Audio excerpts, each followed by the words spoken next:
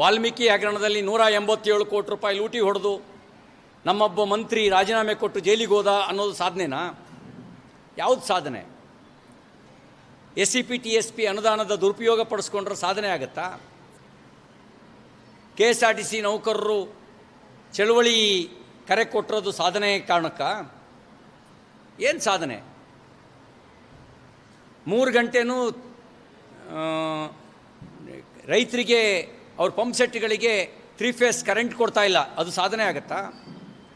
3 ವರ್ಷದಲ್ಲಿ ಕರ್ನಾಟಕದ ರಾಜ್ಯದ ಜನ ತಲೆ ಎತ್ತಿ ನಿಲ್ಲುವಂತೆ, ಹೆಮ್ಮೆ ಪಡುವಂತೆ, ಇಡೀ ದೇಶದಲ್ಲಿ ಹೇಳಿಕೊಳ್ಳೊಂದು ಓಡಾಡುವಂತೆ ಯಾವ ಕೆಲಸ ಮಾಡಿದ್ದಾರೆ ಇವರು? 60% ಕಮಿಷನ್ನು, ಅದು ಸಾಧನೆನಾ? ಸರ್ಕಾರಿ ನೌಕರರ ಆತ್ಮಹತ್ಯೆ, ಅದು ಸಾಧನೆನಾ? ಇನ್ನು ಗ್ಯಾರಂಟಿ ಬಗ್ಗೆ ಮಾತಾಡ್ತಾರೆ. ಮುಖ್ಯಮಂತ್ರಿ ಕುರ್ಚಿ ಎಷ್ಟು ದಿನ ಕೂತಿರ್ತೀನೋ ಅನ್ನೋ ಗ್ಯಾರಂಟಿ ಮಾನ್ಯ ಮುಖ್ಯಮಂತ್ರಿ ಸಿದ್ದರಾಮಯ್ಯನವರಿಗೆ ಇಲ್ಲ. ಅವ್ರ ಕುರ್ಚಿ ಬಗ್ಗೆನೇ ಅವ್ರಿಗೆ ಗ್ಯಾರಂಟಿ ಇಲ್ಲ. ಇನ್ನು ಯಾವ ಗ್ಯಾರಂಟಿ ಬಗ್ಗೆ ಮಾತಾಡ್ತಾರೆ ಅವರು? 10 ಲಕ್ಷ ಕೋಟಿ ರೂಪಾಯಿ ಕರ್ನಾಟಕ ರಾಜ್ಯದ ಸಾಲ, ಒಟ್ಟು ಸಾಲ, ಸಮಗ್ರ ಸಾಲ, ಕರ್ನಾಟಕ ರಾಜ್ಯದ ಸಮಗ್ರ ಸಾಲ 10 ಲಕ್ಷ ಕೋಟಿ. ಸಾಲ ಮಾಡದೆ ಗ್ಯಾರಂಟಿ ಯೋಜನೆಯನ್ನು ಕೊಡುವ ಸ್ಥಿತಿಯಲ್ಲಿಲ್ಲ. ಸಾಧನೆ ಯಾವುದು ಹೇಳಿ? ಇಂಥದ್ದು ಸಾಧನೆ ಅಂಥೇಳಿ, ಇದು ಸಾಧನೆ ಅಂತ ಹೇಳಿದ್ರೆ ಆ ಸಾಧನೆ ಬಗ್ಗೆ ನಾವು ಸ್ವಲ್ಪ ಹೆಮ್ಮೆ ಪಟ್ಕೊಳ್ಬೋದು. ಹೆಮ್ಮೆ ಪಟ್ಕೊಳ್ಳುವಂಥ ಸಾಧನೆ ಯಾವುದಿದೆ?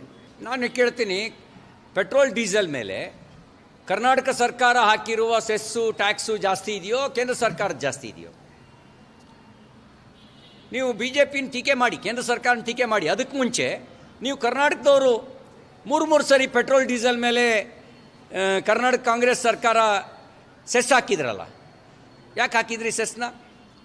ಕೇಂದ್ರ ಸರ್ಕಾರ ತೆರಿಗೆ ಇಳಿಸಿದ ಮೇಲೂ ಕೂಡ ನೀವು ಸೆಸ್ ಹಾಕಿದ್ರಲ್ಲ, ಯಾಕೆ ಹಾಕಿದ್ರಿ? ಯಾವ ಕಾರಣಕ್ಕೆ ಹಾಕಿದ್ರಿ ಅಂತ ಹೇಳಿ. ಸೆಸ್ ಇಳಿಸಿ, ಚರ್ಚೆಗೆ ಬನ್ನಿ. ನಿಮ್ಮ ತೆರಿಗೆ ಜಾಸ್ತಿ ಇದೆಯೋ, ಕೇಂದ್ರ ಸರ್ಕಾರದ ತೆರಿಗೆ ಜಾಸ್ತಿ ಇದೆಯೋ, ಚರ್ಚೆ ಆಗಲಿ. ಉಪಚುನಾವಣೆ ಗೆಲುವಿನ ಮರ್ಮ ಏನು ಅಂತ ಖಾಸಗಿಯಾಗಿ ಕೇಳಿ, ಕಾಂಗ್ರೆಸ್ನವರು ಹೇಳ್ತಾರೆ. ಉಪಚುನಾವಣೆಯಲ್ಲಿ ರೂಲಿಂಗ್ ಪಾರ್ಟಿ ತನ್ನೆಲ್ಲ ಸಂಪನ್ಮೂಲವನ್ನು ಉಪಯೋಗಿಸಿ ಜನಾದೇಶವನ್ನು ಖರೀದಿ ಮಾಡುತ್ತೆ. ಗುಂಡ್ಲುಪೇಟೆ, ನಂಜನಗೂಡು ಉಪಚುನಾವಣೆಯಲ್ಲಿ ಗೆದ್ದಿದ್ರಪ್ಪ. 5 ತಿಂಗಳಿಗೆ ಜನರಲ್ ಎಲೆಕ್ಷನ್ ಆಯಿತು, ಸೋತರು. ಏನು ಹೇಳ್ತೀರಿ ನೀವು? ಗುಂಡ್ಲುಪೇಟೆಯಲ್ಲೂ ಸೋತರು, ನಂಜನಗೂಡಲ್ಲೂ ಸೋತರು. ಪಕ್ಕದಲ್ಲಿ ಚಾಮುಂಡೇಶ್ವರಿ ಕ್ಷೇತ್ರದಲ್ಲಿ ಮಾನ್ಯ ಮುಖ್ಯಮಂತ್ರಿಗಳು ಅವರು ಸೋತ್ಬಿಟ್ರು. ಏನು ಹೇಳ್ತೀರಿ ಇದಕ್ಕೆ ನೀವು? ಅಲ್ಲ, ನಾನು ಹೇಳೋದು ಇದನ್ನು ನೀವೇನು ಹೇಳ್ತೀರಿ? ಇದನ್ನು ನಾವು ಅಧಿಕಾರ ಇದ್ದಾಗ ಸಾಲು ಉಪಚುನಾವಣೆಗಳನ್ನು ಗೆಲ್ತಾ ಇದ್ವಿ, ಅಧಿಕಾರ ಕಳ್ಕೊಂಡ್ವಿ. ಜನಾದೇಶ ಉಪಚುನಾವಣೆಯ ಹಿನ್ನೆಲೆಯಲ್ಲಿ ನೀವು ನೋಡಬೇಡಿ.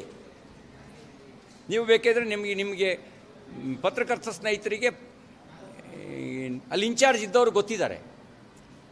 ಎಷ್ಟು ಖರ್ಚಾಯಿತು ಅಂತ ಕೇಳಿ, ಆಗ ಅವ್ರು ಹೇಳ್ತಾರೆ ಉಪಚುನಾವಣೆ ಎಷ್ಟು ಕಾಸ್ಟ್ಲಿ ಆಯಿತು ಅಂಥೇಳಿ. ಉಪಚುನಾವಣೆನ ಒಂದು ಚುನಾವಣೆ ಫಲಿತಾಂಶ, ಅದನ್ನು ಜನಾದೇಶ ಅಂತ ಭಾವಿಸಬೇಡಿ. ಮತ ಎಣಿಕೆ ಕಾರಣಕ್ಕೆ ಅವರನ್ನು ವರ್ಗಾವಣೆ ಮಾಡಿದರೆ